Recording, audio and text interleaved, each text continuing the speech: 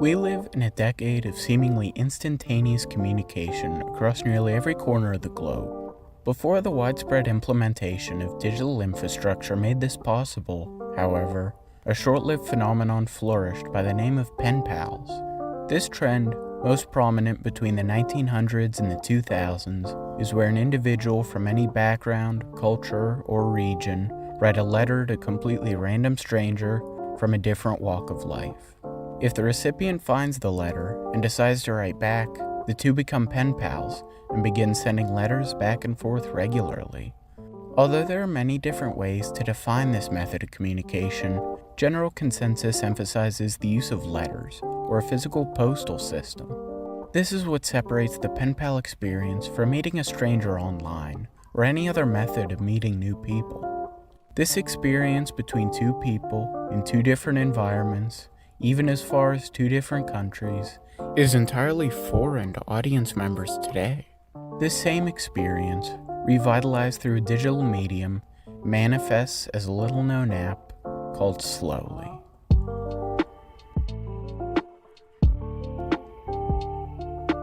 Although instantaneous communication between anyone at any time certainly has a large range of benefits, many scenarios flourish just as much from being tedious and quote-unquote old-fashioned. Slowly highlights this by reminding us of the many positive aspects associated with time-expensive communication, and by replacing analog pen and paper for a more convenient, robust digital network. Rather than sending a physical letter from one recipient to another, Slowly sends the message digitally, but also waits a reasonable amount of time to deliver the letter. This is made more realistic by the app's use of GPS location to determine how long it will take for each message to send. Longer distances warrant larger waits, while closer parties receive messages much sooner. It's not just the wait, however, that helps you build and foster a connection on this app. Slowly pairs your topics of interest with those of other profiles, and filters for individuals who speak common languages as you, before presenting you with 3 seemingly hand-picked new faces for you to interact with. This is known as its Quick Match feature, and is another defining characteristic of the app. You can still add other people you know are on the app from your everyday life, but going in blind you have no other tapestry to find people through. This choice of only 3 people a day forces you to slow down and spend time on each message you send. It also increases the amount of excitement you feel when you receive a letter from someone. Rather than providing an unending stream of options, Slowly forces you to place value in the diminished number of new people you can meet at any given time. This also keeps the amount of messages flowing in at a more manageable pace. If you become overwhelmed by the amount you have to write, it's very easy to change that, given the slow pace the app seems to run at. Hence, the name. Although Slowly doesn't give you much information about the other people you interact with, it still provides you with plenty of resources to foster a meaningful relationship, just as well as if you knew them from a nearby place. Slowly allows users to send images and audio with the permission of the other person. This is only supported by the endless conversations you can hold with each other, and the fact that you can attach links to different websites or larger files in your messages. This helps you share nearly any experience you have with the person you're writing to, in almost every way besides actually telling them face to face. Any experience you have, good or bad, you can share with your newly found friends in as much detail as you want. You can share stories about local traditions and holidays, what places you like to go to, and even everyday aspects of life, and have fun while doing so. For example, did you know that Chinese schools have students sit in the same desks all day, and the teachers go from room to room themselves as the bells ring? Here in the United States, it's the other way around.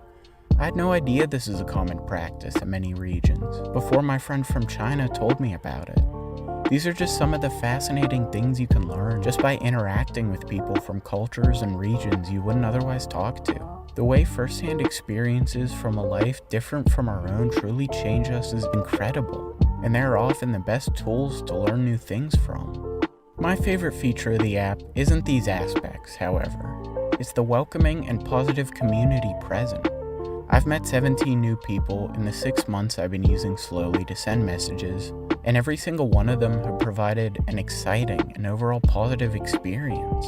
The user base of this app, from what I've seen, is met under a mutual appreciation for the parts of the world unknown to them, and all seem equally eager to set any borders, labels, or previous beliefs aside in order to get to genuinely know the people they're put in contact with. This further benefits from the ease at which you can move on to new people if you aren't finding what you're looking for. Normally, having to cut ties with a coworker, friend, or anyone you see in your everyday life makes you feel uneasy, and the feeling of falling out of touch with someone is unpleasant. But Slowly completely avoids this by refusing to share any of your personal information with others. All you initially know about the other person is their age, birthday, what country they're sending from, and a rough idea of what they look like. When sending messages out on this app, you know the recipients will likely never have any meaningful effect on the environment around you. This contrasts to the way falling out of touch with your peers in real life often affects many aspects of how you live, such as how much free time you have, how much you enjoy it, how much motivation you feel to try new things, and overall, your quality of life. Of the 17 people I've met through Slowly, only about 7 of them have held meaningful interactions with me for an extended period of time. This never made me feel bad, though. All the letters I sent that didn't receive a response had just been easily chalked up to inactive accounts, overflowing inboxes, or just deleted profiles. There are some letters that you just pour your heart into, only to receive silence in return. There's some people you find that you're just really excited to get to know, only to be disappointed. And there's even more conversations you hold that just don't really excite you the way you wish they did. And that's okay. Anytime this has happened to me, I've always felt me and the other person hold a mutual understanding that some people just aren't meant to click, and that's also okay. It's all the letters you send and receive, only to be let down, that make it truly special when you find someone who genuinely makes your day better every time you get to send a letter to them. Someone who you love talking to, and someone who you know reciprocates the same feelings. I've made 3 close friends using Slowly. One in China, one in India, and one in Indonesia. And if you ask me, 3 out of 17 are some pretty good odds. It may just be shy of 20%, but that's still 20% of all the people you talk to. Imagine if 20% of everyone you saw in your everyday life became your good friend. That's what it's like reaching a new person on Slowly. You don't feel any stress or pressure to respond perfectly. You don't have to talk face to face. You could take as much time as you need, and you're constantly surrounded by a welcoming community of positive people, all meeting under one common goal: to make new friends. Slowly isn't just an app to send formatted text across the world. It's an opportunity to expand your worldview and brighten your life with caring friends, despite the great distance. One thing I've noticed recently is that when you stay enveloped in the environment around you, it can often feel like the same local problems run helplessly rampant worldwide, or as though things will never change for the better. It's apps like Slowly, though, that open our eyes to just how large the world is. The 3 close friends I made on this app have made me incredibly more aware of the diversity, awe, and wonder that exists all around us if we're just willing to search for it. They've shown me that my previous assumptions about how the world works are completely wrong, and that there's a lot of hope for the future. It's interactions like this that make us better people, and it's experiences like that cause us to grow into the people we truly want to be. It's things like this, and the vast connections to be made with those just as curious about your way of life as you are of theirs, that make me believe anyone can benefit from downloading this app.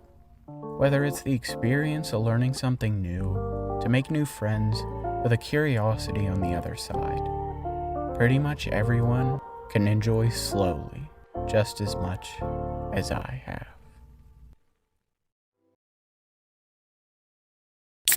Hello everyone, thank you so much for 54 subscribers. I honestly didn't think my first video would reach almost 2,000 people. That's just incredible to me, so thank you so much everyone. As always, I got new videos in the works, so stay tuned, they'll be coming out the 3rd of every month.